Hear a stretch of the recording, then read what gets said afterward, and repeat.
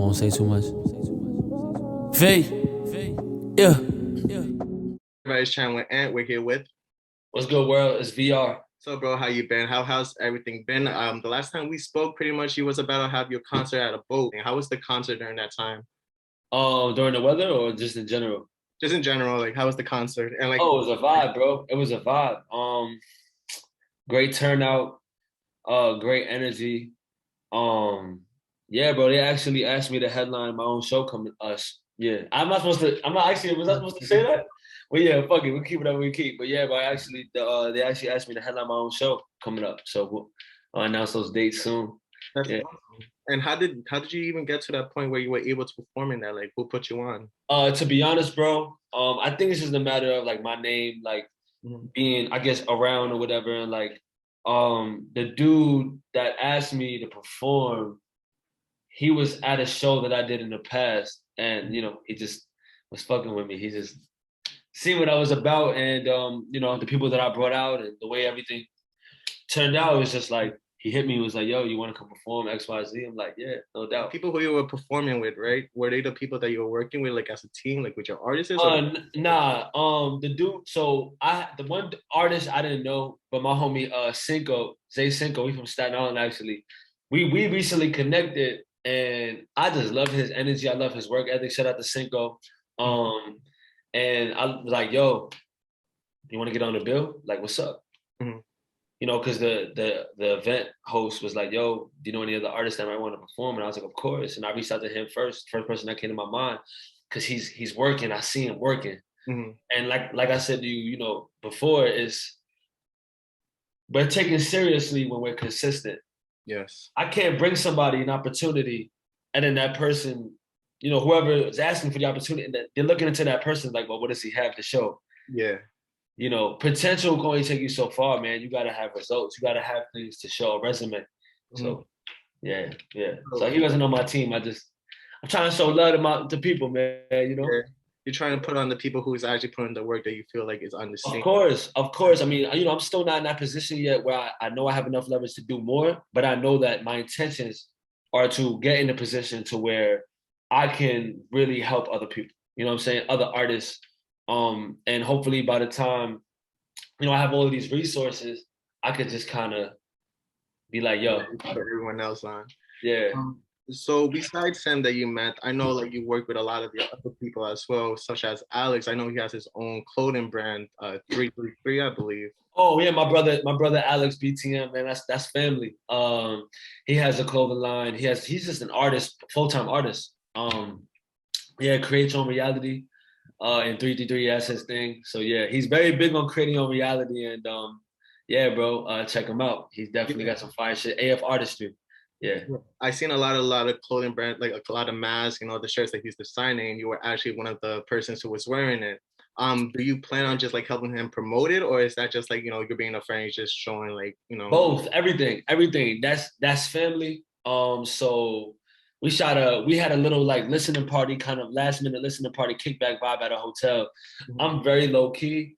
I don't, I like when I'm doing certain things, I want it to be intimate. So I like 15 to 20 people. If we're doing like a listening event or something, like I'm not Hollywood. So I just want the people close to me and some important people at the spot or whatever. But yeah, so we had a little listening party at a hotel, and shout out to Landon for putting that together for us.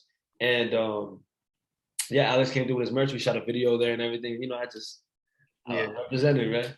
And who did actually say you're mostly low key and you bring those certain people that you want to be around? Who was the certain people that you did bring during that listening party? That do you have future collabs with, or do you just? Yeah, good question. Mostly people close to me that I view as family. Okay. But yeah, I can't say any names, but I do have some people that was in the room that I'm going to be collaborating with. And one of the people that was there actually is on one of my EPs that I released early in the year, Mr.Nobody Volume 1, my brother Seb. But, I got collaborations throughout the city that's happening, people doing their thing. So I'm excited for that. Speaking of like collaborations. Mm-hmm. Yeah. And not like I mentioned before, like I honestly thought you were from New Jersey, but you're actually from New York. Can you tell me about your upbringing? Like where exactly did you live in New York, and where were you raised? Yeah, nah, man. So I was born in Brooklyn. Only for a couple of years I lived out there, and then I was really raised in Staten Island. You're from Staten Island, right? Yeah, I was actually born in Brooklyn as well, and then moved to Staten Island. Yeah, so to be honest, bro, I grew up in the South Shore. My lifestyle was interesting. I was a really low-key kid. I dealt with a lot of personal issues at home, so I wasn't really out. I'm not really mixy, you know what I mean? So I wasn't really out in the mix. Um, yeah, so I grew up in on the South Shore, but it seemed to be that I got along more with people on the other side, on the North Shore, and I was also a basketball player, so you know I was always out and about with the hoopers, and yeah, man, just low key writing music on the low, you know. Got you. And when did you start doing music? Like during high school wise, middle school? So I've always been involved musically since I can remember. My mother would just play all kinds of music around me, from Led Zeppelin to you know Michael Jackson to Temptations, everything you could think of, all genres of music besides country. No disrespect to country music. But so that started, and I was just always the kid in the neighborhood that wouldn't stop singing and rapping. I always had an MP3 player on me, singing music. I was the annoying kid that wouldn't stop. I was always rapping, freestyling, being a fool. And then it wasn't up until 11, I was in sixth, seventh grade, to when me and my homie, Eric, he used to rap. He used to go by Ice. Shout out to Eric, man. I got a lot of people on my holla at. Shout out in this interview. Yeah. But we made our first song called Club Hopping. Okay. I still remember the verse. So somehow, some way, I figured out how to go on YouTube. We used to have before all of this, we had a desktop, right? And there was the microphone you could put on the desktop, the Logitech or whatever microphone. And it also had a little, camera, Logitech camera. And then there was a little microphone on the side. So somehow, some way, I figured out how to hold on to that button, right? And record over a YouTube beat. That's crazy. Okay. And then I'm like 11, bro, 12 at most. And then I figured out how to record that and then export it onto an MP3 player. And then I played it for kids at school on the MP3. Yeah. That's fire. All right. So, yeah. So then that was that, man. That was 13, like 11, 12, 13 around there. I was in junior high school for sure. Mm-hmm. And then, I wasn't really taking it seriously after that. I was more taking basketball seriously. Mm-hmm. I was heavy in basketball. Like it was a dream of mine to play overseas. Okay. And then life happened. And I got back into music at 18, and that's when I decided I'm gonna take this seriously. Mm-hmm. And then I released my first single officially, like my first single. I want to say, back on SoundCloud, I want to say like 20. Yeah. What was the name of that song when it first dropped, and is it still out? Yeah, it's still out. It should be out still on SoundCloud. It was called Wake Up. Wake Up. I think I actually heard that. Yeah, I think I did. Really old record featuring this guy Jay Krills back in Staten Island, and yeah, man, it was the beginning of diving into the unknown.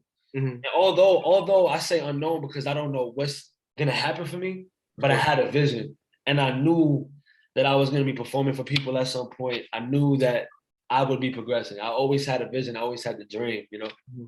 So yeah. And I know you posted a video on Instagram. I believe you were young as well. I think it was like in your teenagers, like you was performing. That was when I first started. So I was like, yeah, around that age, around Wake Up. So I was want to say 20. Mm-hmm. And I had no image, bro. I had style, but not really. I was growing my hair out. Like it was the only people in the crowd was like my mom, some family members, some friends. It was only like 10 people in the room. But you better believe that I performed like it was thousands of people, man. Of course, yeah. And how was that experience, like being your first performance? Like how you say, you felt like this was meant for you. Did you feel like it was meant for me, bro? Me and the microphone have a special relationship. Got you. I'm an MC, bro. Before anybody use the word rapper, I usually correct them when I say, if you're gonna throw me in the category, right? Obviously, I'm an MC before I'm a rapper. Mm-hmm. And then before all of that, I'm an artist. Got you. And I see besides being a basketball player, MC, and an artist, you also did poems as well, correct? Yeah. And how was that? Did you ever do like stand-up poetry or? Honestly, the whole poetry thing was super low-key. Like it was just a vulnerable thing for me. It was something to get my thoughts out in a way. But then eventually you realize, like, okay, you know, I had to accept and understand that my poetry was turning into music.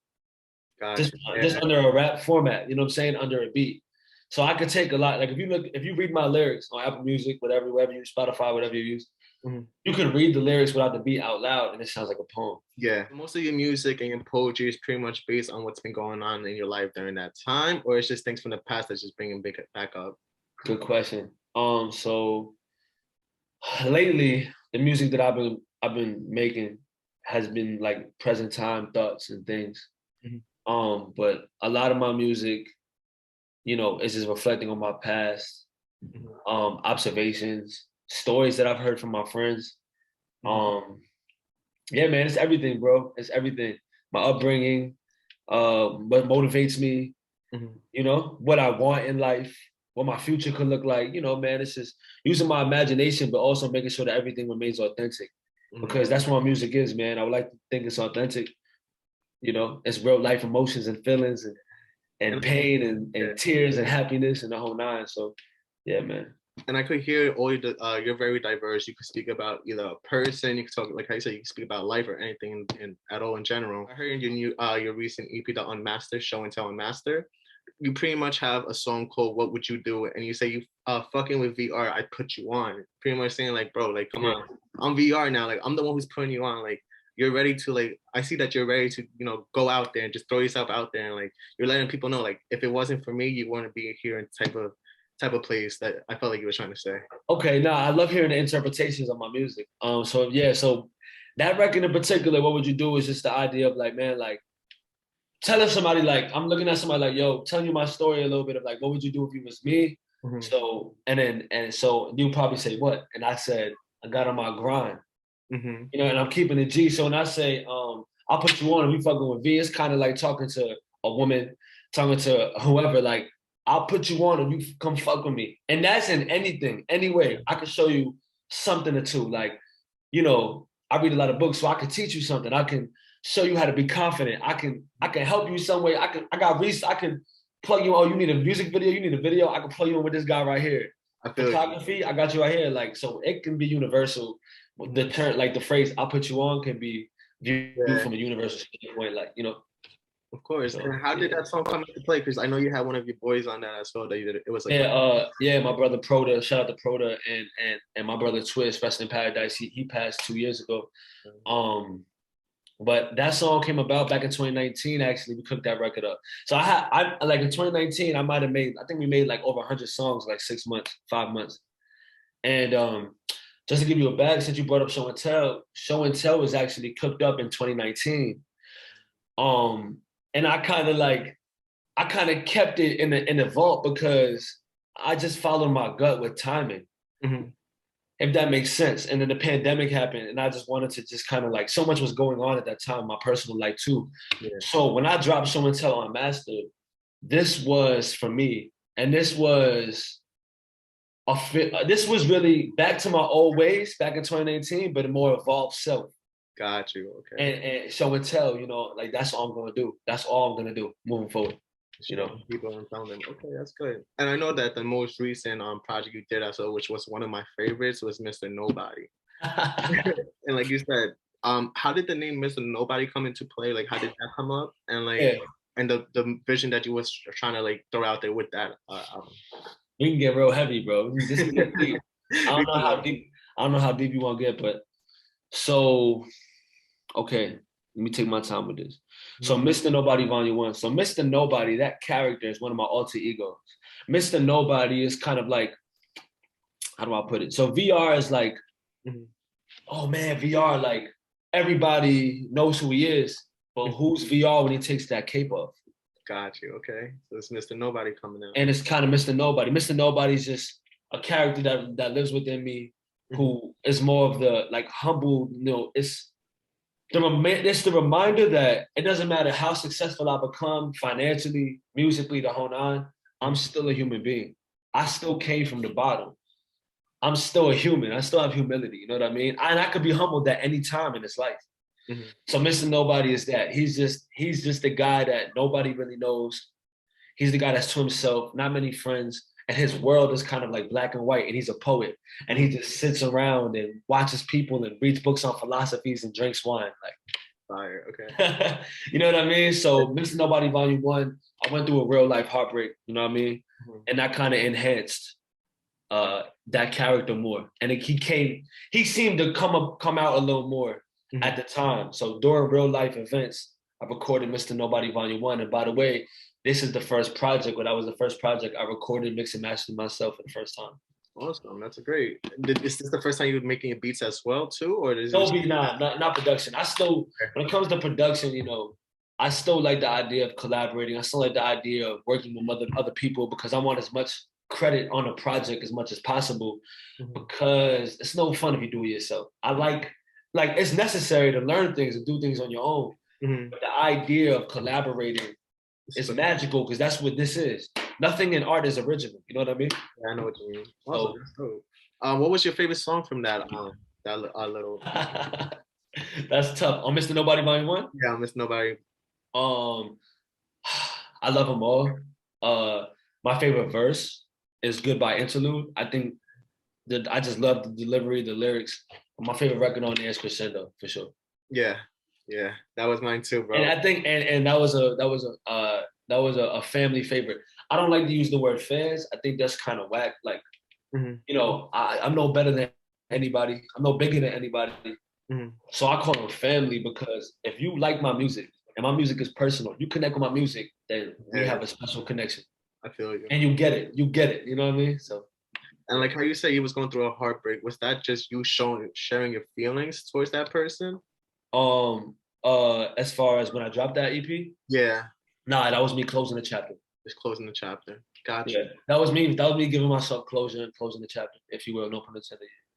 Okay. And the next another song that I was listening to is called I Beg Your Pardon.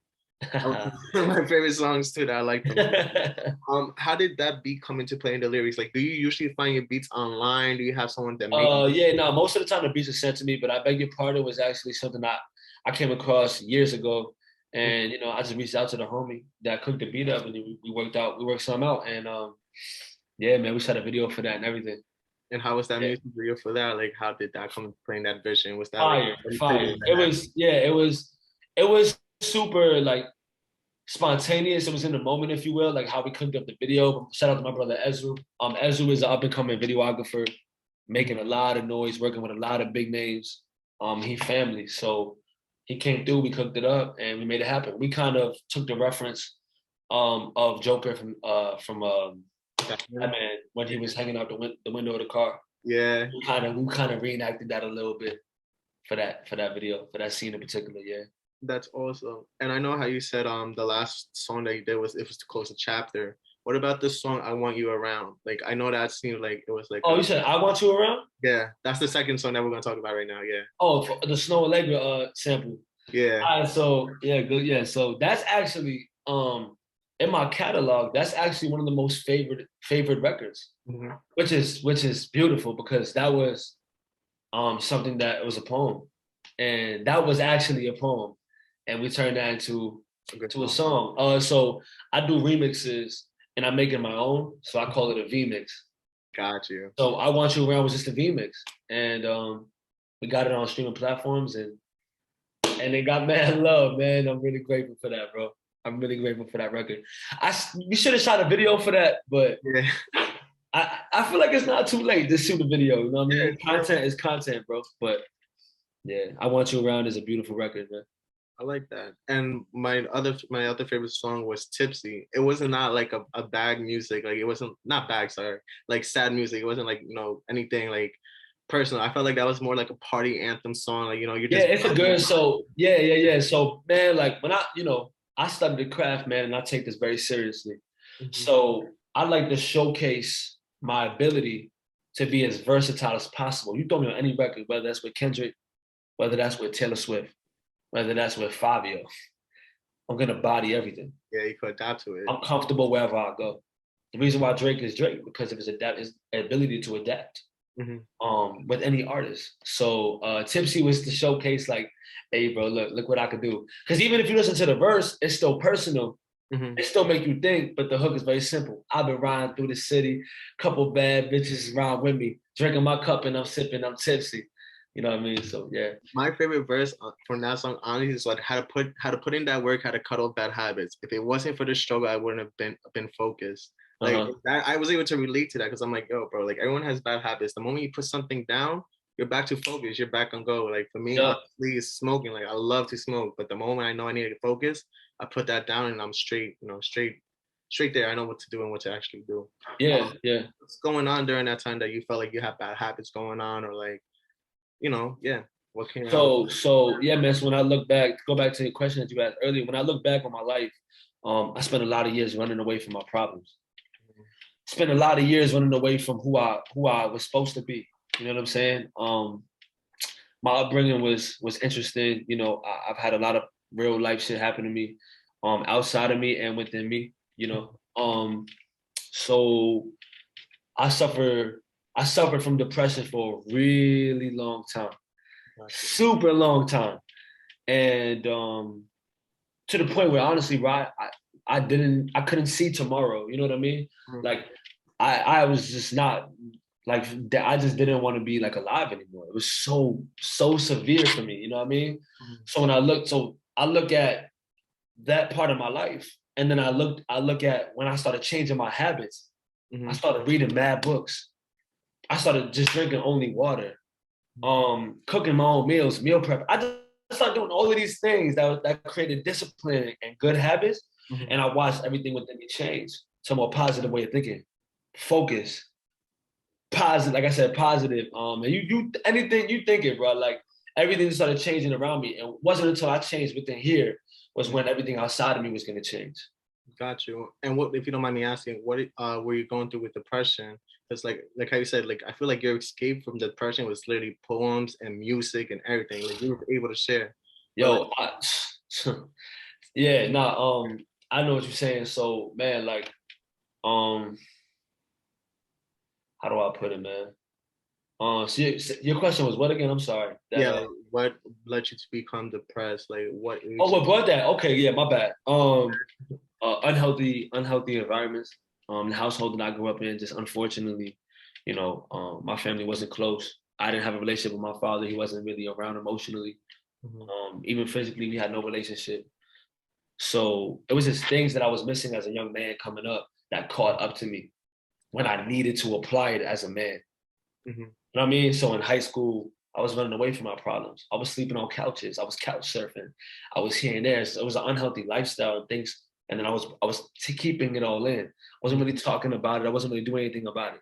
So it almost felt like it was injected in me, like, you know what I mean? Like I still get sad. I still have depression. But at this point for me now, it's become a choice. Mhm. I have all of these tools now to be better, to do better. There's all this information out there. I know my purpose now, man. I know what I'm here for. You know what I mean? I'm fully invested in my passion.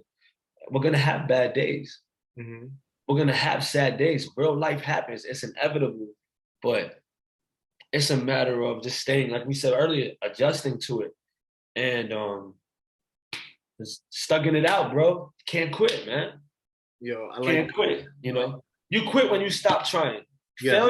Failure is okay. We're supposed to fail. That's supposed to happen. But none of these things were taught to me. I learned later on in life, you know.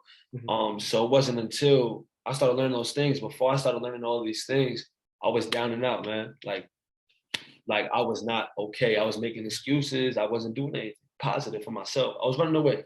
You know what I mean?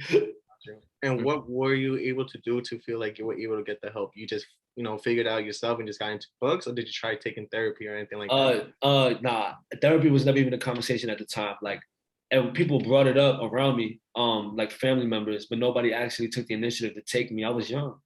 Feel you, I yeah. was like 17, bro. You know, I was young. But it wasn't until it's gonna get interesting now. It wasn't up until 19, I want to say 20 at most, was when I started to study like Buddhism and meditation. I Got was it. meditating with monks, bro. That's fire. Okay. So like I did sessions. I went to Buddhist communities meetings and I was doing yoga. I was growing my hair out, wearing crystals all the time. Literally Um, do it now. yeah, I peeped, bro. I peeped. Like you name it, man. Like I was experimenting with psychedelics in an intentional way. I was tapping in more into my spiritual side. So that started. Then I started reading a shit ton of books. Mhm. Got a whole library in my living room, like, That's fire. you Okay. know, over like 100 and some books. I read books. I just started to train myself mentally, like how you train working out. I trained here because this is where it started. Okay. I read somewhere in a book. Now this is a theory. You don't got to take my word for this because I can't prove it to you. Of course. But instead of mind over matter, I changed the thinking to mind before matter. So I visualize it first and then it materializes. So I visualized it. I thought about things. You know what I mean? And I created my reality then. They always tell you that you can create your own reality. Yeah. How many people we done watched go from 0 to 100? Yeah, you manifested it, bro. Now, right, you manifested it. Now, how do we manifest it? It don't happen by just saying, please, God, like, give this to me. It's like, yo, I'm going to pray for it. But in the meantime, I'm going to give the universe, God, whatever it is that you believe in, a reason to bless me because it sees me out here working. I'm failing forward. You know what I mean? So there's so many things I learned on my journey in the first, like, my early 20s that completely changed me. And it's now set the tone for me for the rest of my life. Like, I feel like I'm going to be young forever. That's awesome. And how old were you when you actually started going with the monks and actually training? 20. I was 20 and 21. And you just found it yourself, or like did someone bring you along to be like, hey, I think you should try this out? By myself. Completely by myself. Calling then. Everything was by myself. I went right into it. And things were just coming my way. Whatever I was thinking about or whatever I wanted to get into or things that I would talk about would just come my way. And then I would take the opportunity. Got you. Okay. So, you know what I mean? It was just like everything was just connected. You know, I have 111. I don't know if you can see it. Yeah, I seen it. I thought it was it's 111. And then I got Genius. I got Genius in the back of my ear. So 111 is just universal synchronization. You know, I'm in sync. If I'm in sync with myself, bro, and I align myself with my mind, body, and spirit, I truly believe that I'm not gonna say I would increase the chance. I will increase the chances of what it is that I want. I read this book. I remember Big Sean. I did a lot of studying, bro. Watching a lot of interviews. I remember Big Sean put up a book that he was reading titled "Asking It Is Given: Manifesting Your Desires." I was 21. Huge. It's a pretty heavy book. I studied it. Universal laws, the whole nine. So yeah, man. I could talk about this forever. So I see that.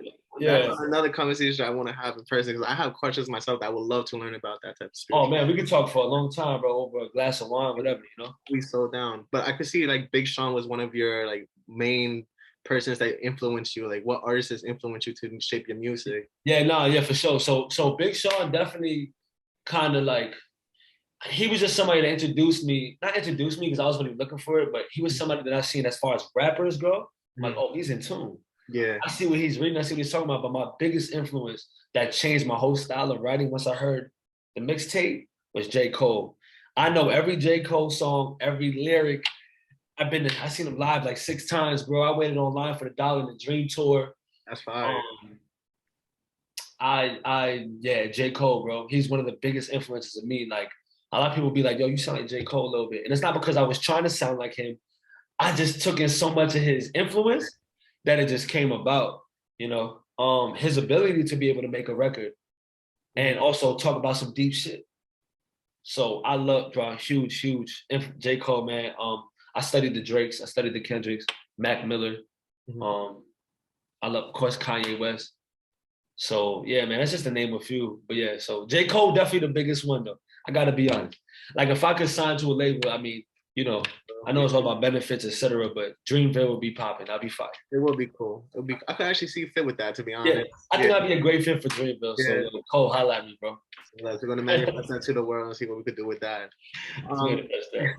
Other thing is, I know how you said Mr. Nobody was another alter ego. How did the name VR come into play? Because I know your first name is Victor and your last. No, Vincent. My first name is Vincent. Vincent.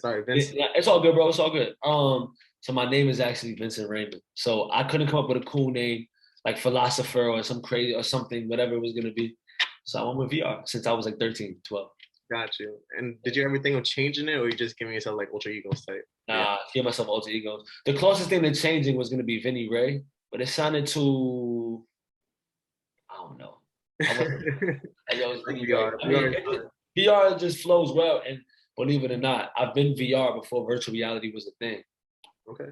So no, because I know people might mistake it for VR. Yeah, VR. But VR is actually a name that I've been rocking with before virtual reality came about, which is interesting to say. But yeah. Fire.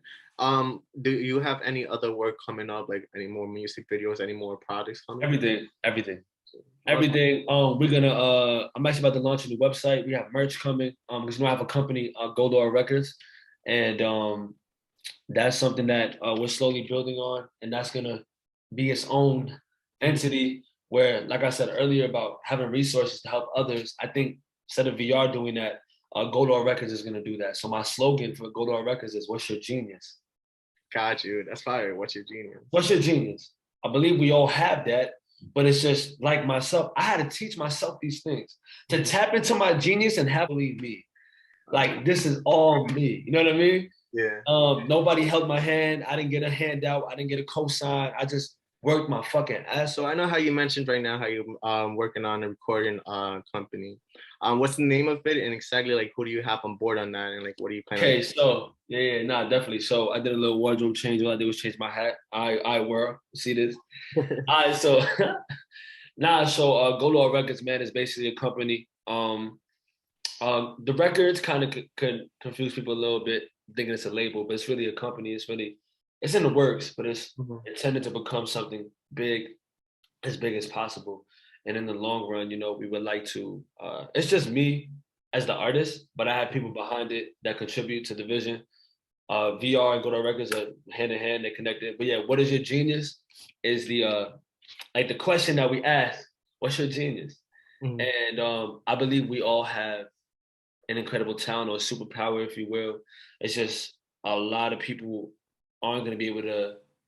It's hard for people to just, work on it. There's so many things that get thrown your way, whether your parents are telling you to go do this, or you don't have the confidence, or life circumstances. I don't know, but all I know is this: that hopefully one day I'd be able to be an outlet for anybody that wants to develop more of their skill creatively.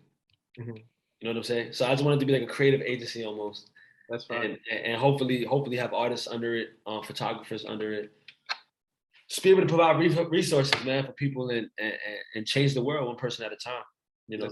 I know I'm not going to change the entire world, but I could try at least, All right, yeah, you one never person know. at a time. So It takes one person. It just takes one person to start a whole community, bro. And I'm okay with that, bro. I'm okay. I understand that. Life isn't promised here. And the only thing that is our passing, our transition to the next place. So all I can do is do my best to leave behind a legacy. And hope that, what I teach people or what I, build with people, the things that I leave behind, my music, message, whatever it is that helps you or whatever you take in, all I can do is hope that I leave a good character behind. That's all we have left. Well, who was he? What was he about? I like that. And for that, is there any specific type of genre of artists are you looking for? You're just looking for anything and anyone? Well, I'm not looking at the moment, but in the future, I guess it would depend on the person, on the energy of that person, Okay, I got you. That's yeah. Cool. Besides that, I know you have your your mic behind you. Do you usually record your music at home, like a home studio? Yeah, as of lately, everything is right here. Everything is right here. And you just something in yourself and everything. Record a shit ton of music. I'm getting better as an engineer, learning my own stuff.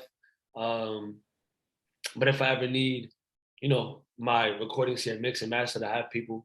I got my engineers, my friends, whoever I need that can help me finish the product. But yeah, man. Just expect a lot of shit. Like I said, merch, music, website is gonna come back out. More shows, of course. Just a lot, bro. A lot. Don't be surprised next year, man. We're doing thousands of people in the crowd, bro. Agreed. I could see that happening very soon, bro. As long as the work, like you said, stay consistency, we do a lot. And we learned a lot about a VR, pretty much about his past, the growing up, finding like going to Buddha and spiritual shit. Like I never expected that coming from you, honestly. And Nobody will, man. Like you see this shirt right here, man? It says there are artists among us. I like that. And everybody is an artist in some shape or form, man. It's just, it's not easy to believe in this dream. It's like choosing. I seen something somebody once said that choosing creativity art as a full-time career or full-time job is like choosing life or video game on hard mode. Yeah. And you know, there's a lot of things that people don't really know about me that I keep to myself. Only my closest people know. So thank you for giving me the opportunity to share a little bit of my story. We only spoke a little bit about it so far, man. I promise you, it's like you would have thought I lived 100 years already, man. And like I do see like your tattoos and meanings. I also see you have afterlife right here in your hand. What do the tattoos mean for you? It's like any meanings to each of one of them? Cause yeah, I'm that guy. I'm that guy that everything has a meaning. So got you. Like I know some people say it's not that deep, but with me, this is who I am. So afterlife, is one of my favorite. It's a simplistic piece. But to answer your question, afterlife was back when I was depressed. The afterlife was something that I viewed as something that was going to be freedom. You know, I was so caught up in all the negative things that I thought that this was going to free me from all of my issues and troubles and problems and sorrows. So I feel you. And another question, actually, I don't want to end it. Another thing that you say you read a lot of books about philosophy. Who was one of your favorite philosophers, and what quotes stuck to you to this day? Oh man, that's hard, bro. That's hard because there's modern day thinkers and there's past. I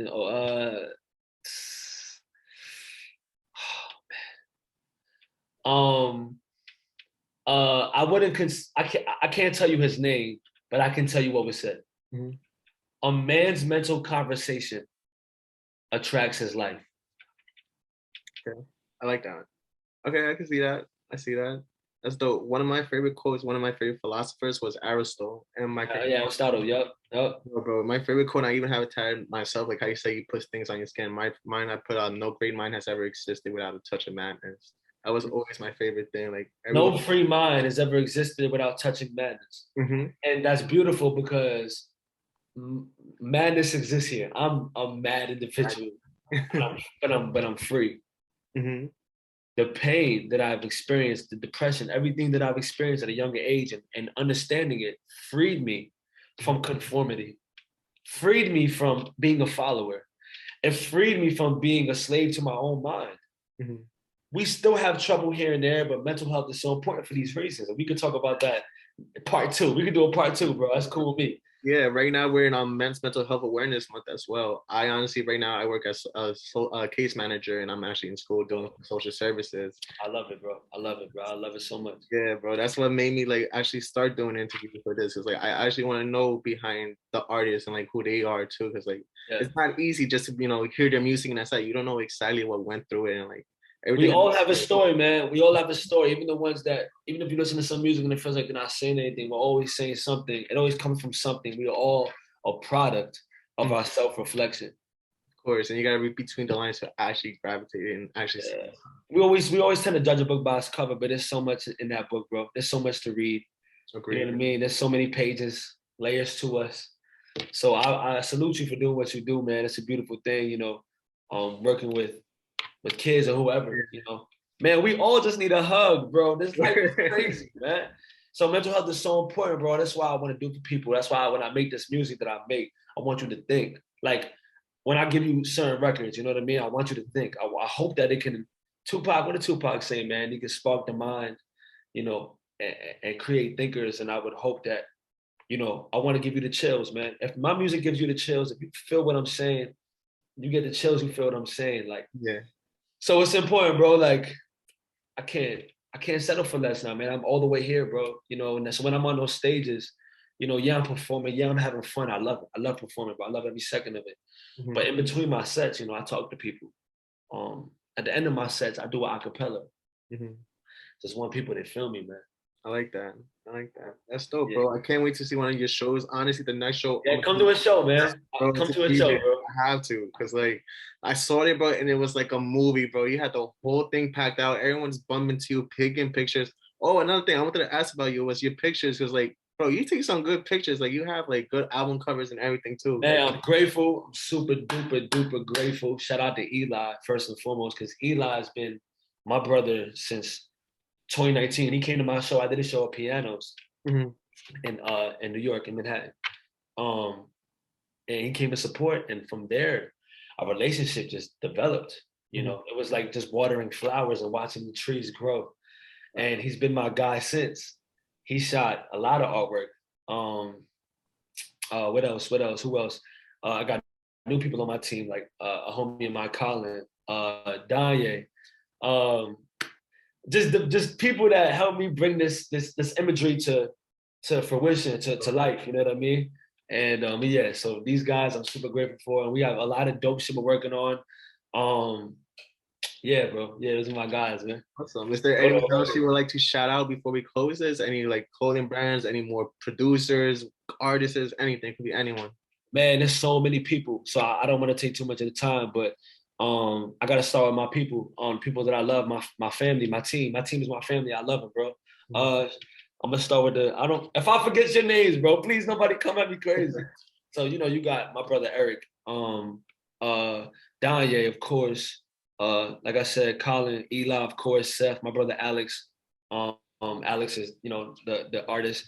Landon, Landon's my guy. Damn, there's mad people, bro. Shout out to there's so many people. Caden, my brother Caden. You heard of Caden from Staten Island? I feel like I have. I feel like he just got into my For You page. My suggestion. Yeah, he dope. Of course, Zay Cinco, that's my dog. You know what I mean? There's this guy Vito. He's fired. Tyrone Briggs, of course. You know what I mean? Him and I never got a chance to really build, but he like the well-respected OG in the game out here. But yeah, there's mad people, bro, and I'm so sorry if I did not shout you out right now. Bro, it's okay. There's just mad people. Shout out to you, bro. Shout out to and too. But yeah, I could talk for a long time. So pardon me if anybody I didn't shout out, because now I'm gonna feel guilty for missing your name. But you know who you are. I'm gonna say this last thing. You know who you are, man. I got love for everybody that support me. I got love for everybody that rocks with me, that believes in me, from a personal standpoint to a business standpoint to creative. Man, thank y'all for rocking with me. Thank y'all for believing me. Thank you for this interview.